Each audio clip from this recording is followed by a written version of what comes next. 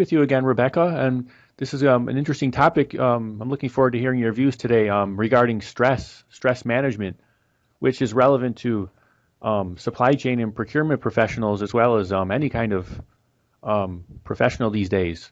But so my first question is, can you explain what is stress and what is stress management? Sure. Well, stress is something that is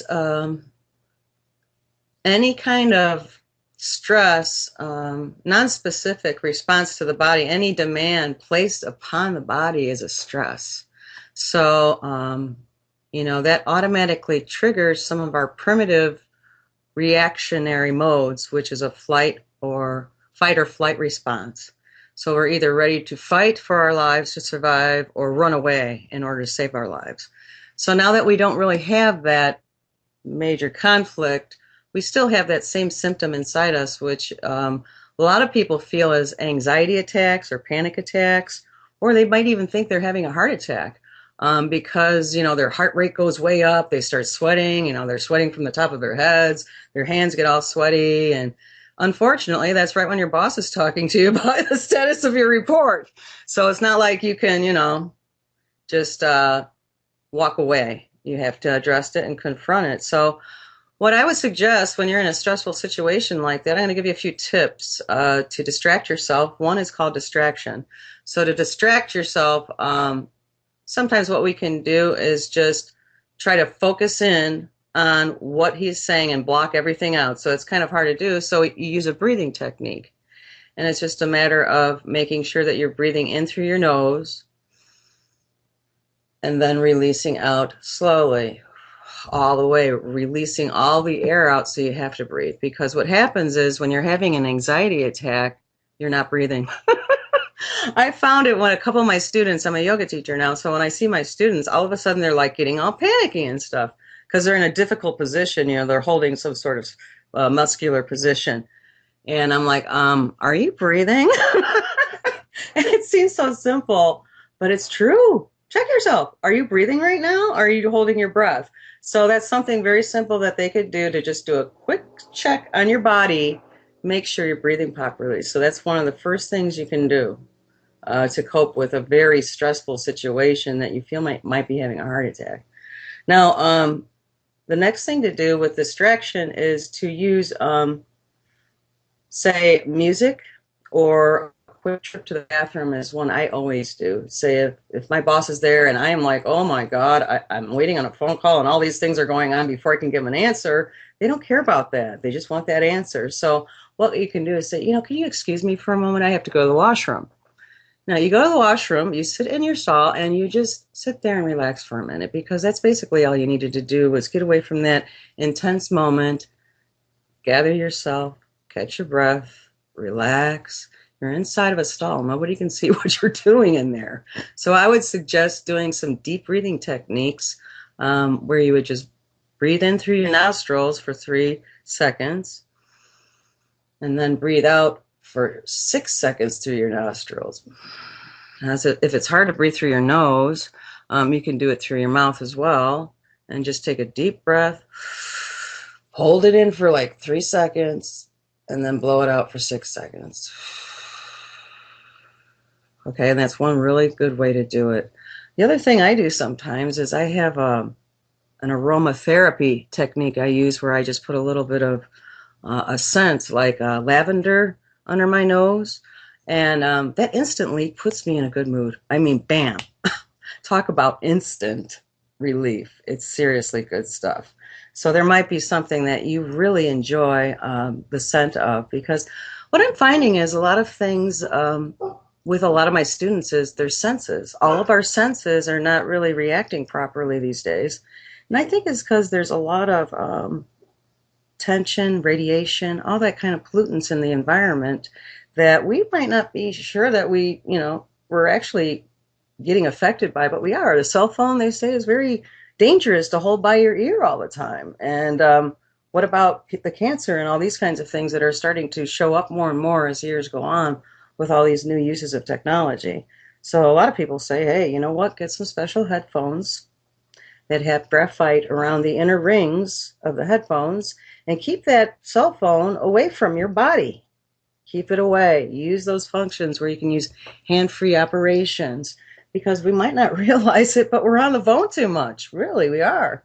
And also with looking at the TV screen all the time, the monitors, laptops, all of them have gotten better, but still take time to have your hands warm by using water, putting some nice warm water on your hands.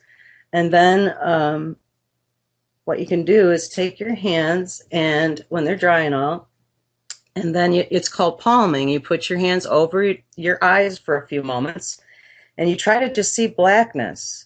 Try to use blackness for about 3 minutes, and try not to think of anything in there. Just see blackness. Use the breathing techniques, and then just try to relax. Take your hands down, put them on your lap with your eyes closed, and just breathe in and relax. And I guarantee within 5 minutes, you'll return back to your normal self. All those things will come back to you that you had to tell your boss about. And now you can react in a calm manner and be more successful at work and healthier person indeed. Do you have any examples, or how is this relevant for purchasing professionals? Well, I think that everybody has the same kind of stresses. We're always under the gun to get the right price. We're in sometimes really tough negotiations. And I find a lot of times we'll get into a stalemate, okay, because I'm not going to budge on something and the supplier is not going to budge, all right? So that's one of those times when you take a break in the negotiation and maybe perhaps practice that coping technique, because when you're in a negotiation and it's getting very stressful, all that's going to happen is you might damage a really good relationship, or you might lose out on a really good deal. So you always have to be really calm in your negotiations, because it's going to give you the upper hand too. So that's a good time when everybody's too stressed out in the negotiation meeting, is to take a quick break, go to the washroom, try those techniques, and relax. Don't get on the phone to call a bunch of other people. That is your quiet time, okay, to get your thoughts together. Be calm and come back, and I swear you'll get what you're after. And can you provide a brief background of yourself? And do you have any maybe some experiences you could share from your work experience in purchasing and procurement? Sure, I can. Well, I had a lot of trouble when I first started out. I was in a business that was an incineration business, which was not exactly, I'd say, safe place to be, because we were dealing with all kinds of environmental issues that could be dangerous to someone's life. So that made my purchasing job, say if I bought the wrong stuff and this blew up in a hospital, that would be a real bummer. So I took my job so seriously that I put myself under a considerable amount of stress that really didn't have to be that bad. I mean, it's good to make sure you're doing your job properly, but you also want to be able to, especially when you're young and you're eager to prove yourself, you want to take a step back for a moment, because when you try too hard, that's when that stress comes too. I mean, there's good stress and bad stress, but when you put it under yourself because you have this self-responsibility, well, there's another self-responsibility inside of us to take better care of ourselves. And the competition is always so strong in our culture that we really have to think about the other person sometimes.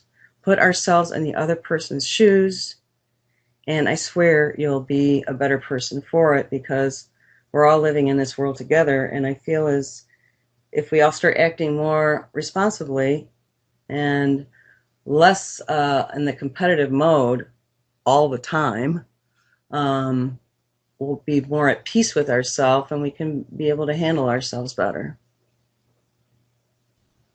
Well, thank you for sharing today. Thank you. My background is a yoga teacher. It's the Hatha yoga that I learned how to do that taught me so much. And I was so grateful to my teacher from India. And As Punam Gupta had taught me so much from a different perspective. We had to look outside of my own American culture and look through her eyes from India back through what I was doing. And I swear it was the biggest eye opener I've ever seen in my life. And I still use all the techniques from purchasing that I used as a CPM. And now I fix myself from the inside out, and I can help people even more now that I have this information. Well, I hope this can help the supply chain and procurement professional community for this blog, and hopefully this will help some people. I hope so too. Everybody be well. Thanks.